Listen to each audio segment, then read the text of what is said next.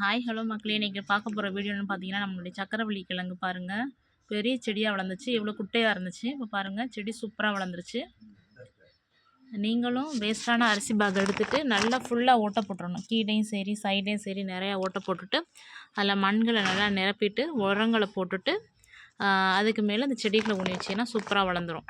இன்னும் கொஞ்சம் ஒரு வாரத்தில் பூக்கள் பூக்க ஆரம்பிச்சிடும். பாருங்கள் எவ்வளோ பெரிய செடியாக வளர்ந்துச்சு. நம்ம வெறும் கிழங்கை மட்டும் வேஸ்ட்டான கிழங்கை மட்டும் ஊனி வச்சோம்.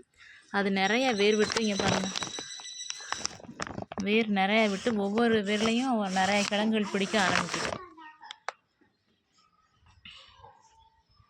நீங்களும் உங்கள் வீட்டில் சக்கரவள்ளி கிழங்கை வந்து இது மாதிரி ஊனி வைங்க. க்ரோ பேக் இருந்தால் க்ரோ பேக்கில் சூப்பராக வளரும்.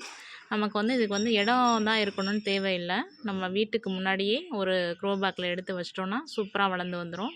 நீங்களும் ட்ரை பண்ணி பாருங்கள். ஒரு 8 மாதத்தில் நம்மளுக்கு தேவையான சக்கரவள்ளி கிழங்கு ரெடி ஆயிரும். நம்ம சக்கரவள்ளி கிழங்கு நிறையா துளிர்கள் விட ஆரம்பிக்குது. இன்னும் கொஞ்சம் நாளில் பூக்கள் விட ஆரம்பிச்சிடும். அவ்வளோதான் மக்களே. இந்த பயனுள்ள தகவல் பிடிச்சிருந்துச்சுன்னா நம்ம வீடியோ தொடர்ந்து பாருங்கள். தேங்க்யூ மக்களே.